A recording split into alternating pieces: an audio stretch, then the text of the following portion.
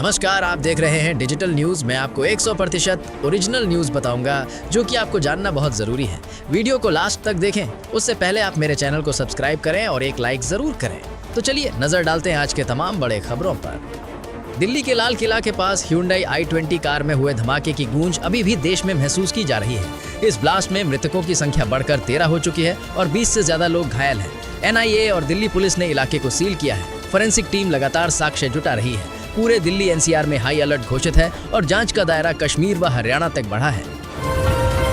जांच एजेंसियों को कार से करीब 90 किलोग्राम विस्फोटक मिला, जिसे डेटोनेटर या बैग के जरिए ट्रिगर किया गया था। फोरेंसिक टीम को कार की फ्रंट सीट पर बैग मिला, जिसमें विस्फोटक के साथ ट्रिगर मैकेनिज्म होने की संभावना जताई जा रही है। ये पूरा ऑपरेशन बिल्कुल प्रोफेशनल तरीके से किया गया। धमाके के बाद इलाके में सर्च ऑपरेशन तेज हुआ, जहां दुकान की छत पर इंसान का कटा हुआ हाथ मिला। DNA सैंपल जुटाए गए हैं ताकि पीड़ितों की पहचान की जा सके। पुलिस हर सुराग पर गौर कर रही है, जिससे ब्लास्ट में शामिल लोगों की पहचान हो।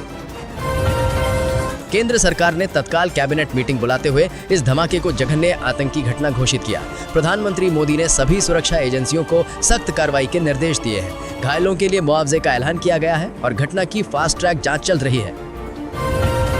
प्रधानमंत्री मोदी भूटान के दौरे से लौटते ही सीधे LNJP अस्पताल पहुंचे, जहां उन्होंने धमाके में घायल लोगों से मुलाकात की। प्रधानमंत्री ने ट्वीट कर कहा है कि दोषियों को कड़ी सजा मिलेगी। उनका दौरा घायलों के परिवार के लिए संबल बना।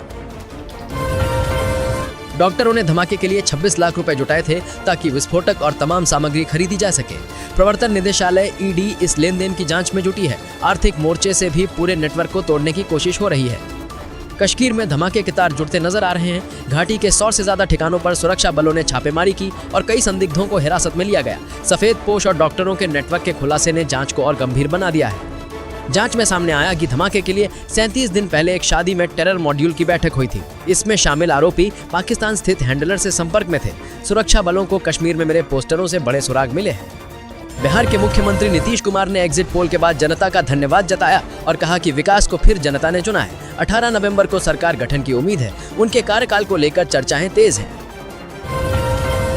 पटना के बाहुबली नेता अनंत सिंह ने अपनी जीत का जश्न मनाने के लिए घर पर 3 लाख रसगुल्ले और 1 लाख लोगों के लिए भोज तैयार करवाया। उनके समर्थकों के बीच जीत की दावत का माहौल गर्म है। प्रधानमंत्री मोदी ने भूटान यात्रा के दौरान बिजली, शिक्षा और रक्षा के कई समझौतों पर हस्ताक्षर किए। भूटान के चौथे राजा के साथ द्विपक्षीय सहयोग बढ़ाया गया। असम के हाटीसर में नया इमिग्रेशन चेक पोस्ट खोलने का प्रस्ताव रखा गया। इसरो ने गगनयान मिशन के लिए स्पेशल पैराशूट टेस्ट सफलतापूर्वक किया है। ये टेस्ट भारत के पहले मानव अंतरिक्ष मिशन की तैयारी के लिए अहम था। वैज्ञानिकों ने यह सफलता देश को समर्पित की। केंद्र सरकार ने 383 करोड़ के नेशनल वन हेल्थ मिशन की शुरुआत करके मानव, पशु और पर्यावरण स्वास्थ्य को एक प्लेटफॉर्म पर लाने की दिशा में बड़ा कदम उठाया है। पूरे देश में बीमारियों की निगरानी तेजी से बढ़ेगी।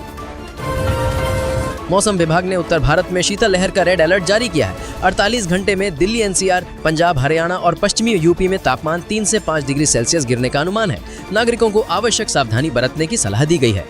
पश्चिम बंगाल के सरकारी भर्ती घोटाले की जांच में प्रवर्तन निदेशालय ने मंत्री सुजीत बोस की पत्नी, बेटे और बेटी से पूछताछ की। बड़ी संपत्ति के कागज भी जब्त किए गए हैं। पूरे राज्य में राजनीतिक हलचल बढ़ी हुई है। सुप्रीम कोर्ट ने पंजाब और हरियाणा सरकारों से पूछा है कि दिल्ली NCR में प्रदूषण काबू करने के लिए क्या ठोस कदम उठाए गए हैं। दिल्ली में 27 में से 37 मॉनिटरिंग स्टेशन गंभीर श्रेणी में हैं। कोर्ट ने तत्काल कार्रवाई के निर्देश दिए हैं। भारत की 5 बड़ी कंपनियों ने रूसी तेल के ऑर्डर बंद करने का फैसला किया है। दिसंबर से रिलायंस समेत अन्य कंपनियां अब रूस से तेल नहीं खरीदेंगी। इसका असर भारत के एनर्जी मार्केट पर पड़ेगा।